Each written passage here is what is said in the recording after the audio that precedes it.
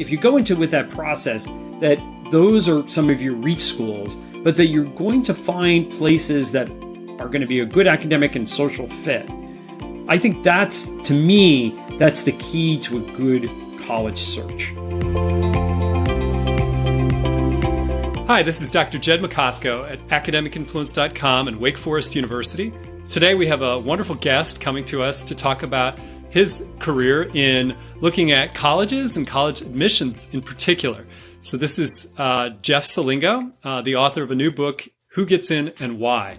So Jeff, can you tell us a little bit about going off to college, where you started from, and how you got interested in higher education?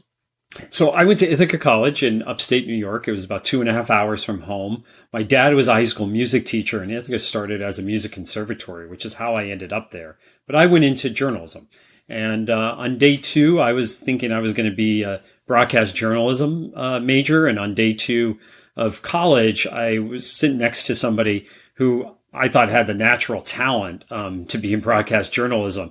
He eventually becomes anchor of ABC World News, David Muir, who ended up becoming a good friend and my college roommate of 3 years. So I decided to go in a different way, and that was mostly in print journalism. At the time, there was such a thing as print journalism. And that's how I got my start in print journalism. And then I worked for the student newspaper and became fascinated with higher education and how it worked. And right after last semester of college, I did some work at the Ithaca Journal, the local newspaper in Ithaca, covering both Cornell and Ithaca College. And the rest is history. I ended up at the Chronicle of Higher Education for 16 years and really had my bona fides, I think, as a higher education journalist as a result. Interesting. Now, when did you cross paths with some of the people at U.S. News and World Report that do a lot of the college rankings? So I had an internship at U.S. News and World Report between my junior and senior year in college. And so I worked at U.S. News and World Report in Washington, D.C. as a summer intern. And one of the things we would do every day, a group of us, about a dozen of us, would be to collect the data that would go into the U.S. News and World Report rankings. And normally we'd be calling up colleges that didn't submit the data on their own. We used to laugh that with a keystroke or two, we could actually probably change the rankings as a bunch of college students. But that was yet another thing that gave me insight into admissions. And as I mentioned in the book, I didn't go, Ithaca wasn't a highly selective college. They admitted more than half the students who applied the year I applied. And so, but once I started getting into U.S. News and World Report and later on the Chronicle, I started to realize just how much people care about where they go to college.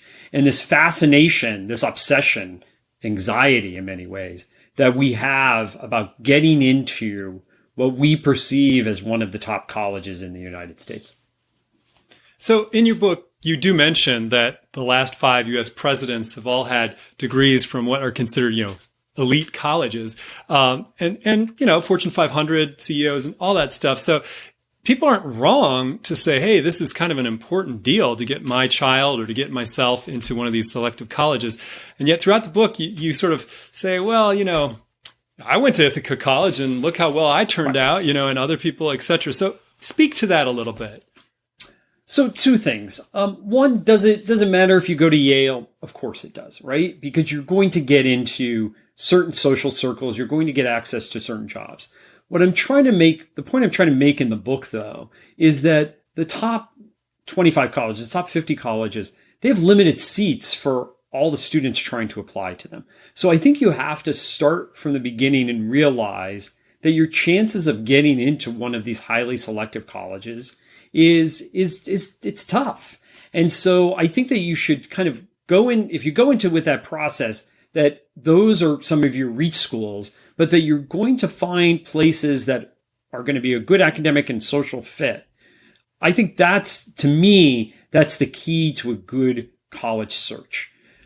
Because there are many staging grounds throughout life, and college is one of them. But as I point out in the book, it's not the only one. You're going to have many points throughout your life and your career to kind of reset and pivot and change and get opportunities that you wouldn't have gotten otherwise.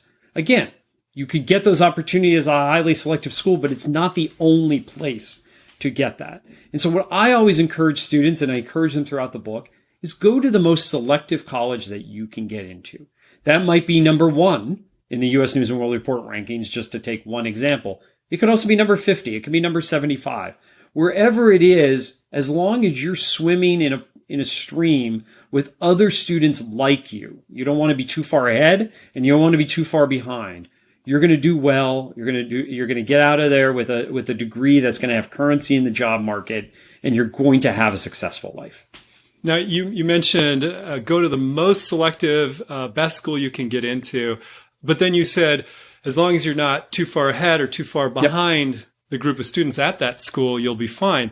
So is there a danger of what you call in the book overmatching, and you get into a great school, it was one of your reach schools you really wanted to go, but then you're like, that might be bad, and Malcolm Gladwell talks about this in David and Goliath, which is that, some students may have majored in a science, but then they go to a school like Brown University, in the case he mentioned, and they just get swamped. So they switch to humanities and they don't get to pursue their original dream.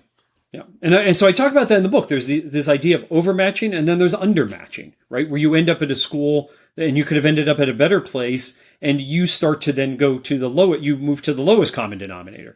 And at a school that you might overmatch, you're struggling. And yes, I get it. Even at Harvard, somebody has to graduate last in their class, but you don't want to be constantly struggling and trying to keep up. You really want to be in that solid middle. You want people to kind of be pushing you along, but you don't want to be constantly clawing to keep up with everybody ahead of you. Mm-hmm. So would it be best then not to even apply to those overmatched schools? Well, if you apply to those overmatched schools, you may not get in. As I point out in the book. Of course, you probably wouldn't. Right? You probably wouldn't. You probably wouldn't get in. The only way you might get in is if you're a full-pay student and they really need full-pay kids, right?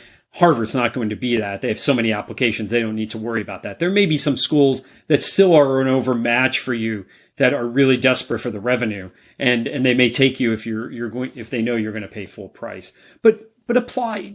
That's why they're called reach schools. You should still apply to them. They're not going to be totally out of your range in many cases. Apply to them and see if you get in. But the chances of you getting into many of your reach schools, especially if they're highly selective, are not great, because remember, even at the year I was at Emory, 30,000 applications for 2,500 spots. They only accepted about 7,000 students for all those spots, because obviously not everybody comes. I mean, chances are not great, right? 15%. Essentially is their acceptance rate. So you're more likely to get denied at most of these places. Mm-hmm. So, and this problem I'm describing is really not a big problem for most people, that they get into a school that's too good for them. But in general, you would suggest going to the best school you can get into, and just work hard and try not to fall behind if you did happen to get into some school that was a little beyond where you maybe normally would have gotten into. So, exactly. So tell us a little bit more about the time between when you were working at U.S. News and World Report that summer and when you kind of circled back to this idea of college rankings to write your book. While you were in the middle stages, were you a lot thinking about college admissions? What was your main day-to-day sort of bread and butter writing about during those years? So most of my day-to-day bread and butter writing was around higher education. So I worked for 16 years at the Chronicle of Higher Education, which is the trade magazine for people in the business, college presidents and administrators and faculty members. It's also read by high school counselors and others. So I worked there for 16 years, covering a variety of topics. I covered endowments and college presidents. I covered debates among students, curriculum debates and things like that. But actually, one thing I really never covered was college admissions. And I was never inside a college admissions office while they selected a class. After I left the Chronicle, I started writing about higher education for the Washington Post and the Atlantic and the New York Times. And every single time I wrote about admissions in particular, I would get tons of letters, emails, calls.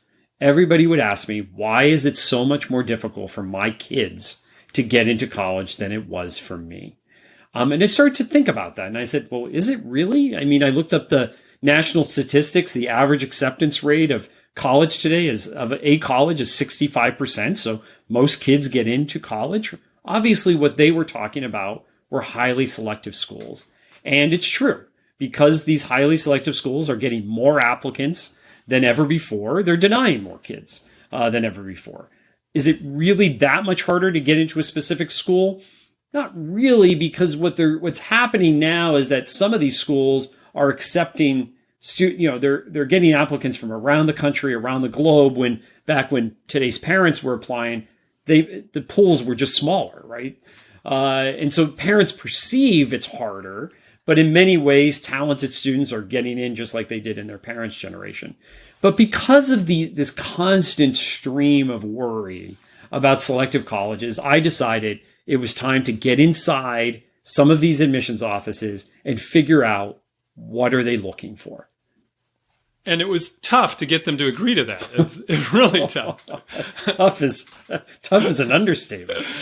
So as I say in the book, I called, I've been working in this industry for more than 20 years. So I knew a lot of people all the way up to the president. And I called them and I talked to them and I ended up approaching 24 schools and only the three that ended up in the book said yes.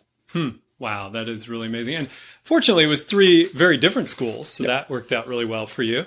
I just really enjoyed reading about being embedded in one of these offices, and reading the book, we could really picture what it was like in there. And the one overarching sort of theme that comes through is that it is a bit random, and that's just the nature of reading so many applications and going through all the applicants. Wouldn't you say that that's pretty much what you got? Yeah, it's interesting you say that, Rich, because a friend of mine just told me that they said, well, after reading the book, maybe your readers might be depressed about it, that it is so random. And I said to them, I really wanted readers to understand the process so that they understand where they fit into the process, that they could compete as best as they can.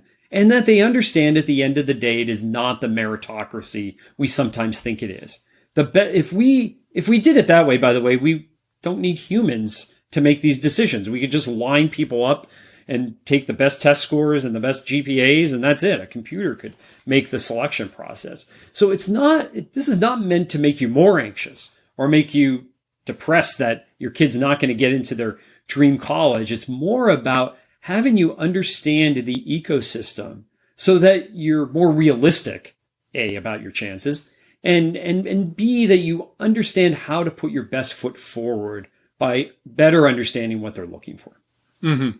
And I think you achieved that. It definitely seems like, well, if I didn't get into my dream college, it wasn't really because me and I'm bad. I think that what they're looking comes across for in your book, which Yep. I think is very reassuring. I don't think it's depressing. I just think it's just kind of interesting and funny that, these offices are looking through files and trying to figure things out, doing the best job they can. And they really do come across as heroes in your book, but there's just no way any human being could ever try to do what they're doing and not do it in a kind of bit of a random way. Well, and I think that's the point that I try to make, because I think that any one of us, that's the thing I didn't appreciate when I first started this process, is just how wide and deep these pools are. So we could imagine 30,000 applications, but think about yourself in the context, or your kid in the context of their high school. And you probably know kind of where they fit in their high school, where they rank. You may know kids in the local area. So you know, well, they're better than this person, maybe not as good as this person academically. Then just replicate that over and over and over again across the country, across the world, right? There are more than 40,000 public and private high schools in the US alone. So even if a place like Emory might get 10,000 of those high schools, it's replicated over and over again. And that's the part that I don't think most parents and students appreciate. They might appreciate it, or they certainly may not understand it, because I didn't quite understand it until I got into the process and kept seeing the same applications. Another kid with a 1,500 plus on the SAT, a 4.0 plus on their GPA, and 10 activities, 12 activities, a dozen AP courses, whatever it might be. And that's the part that I don't think, sitting at home within the context of one high school, we quite get. Yeah. And I think your book does a great job of letting people see that side of things. So It's really fun. Well, thank you so much for chatting with us today about your book and about your own trajectory through your career. Do you, and as we close this out, do you have plans for what you're going to do next? Everybody keeps asking me that. I'm going to take a break and talk about this book. You know, I worked a couple of years on it, so I want to talk about it more than anything. And at this point, I think I just need to spend some time with my own kids who are in elementary school now and thinking about their next steps. And then I'll get to think about what the next book is about. Great. Well, thank you so much again, Jeff, for meeting with us today, and we've learned a lot from you. Thank you. Thank you.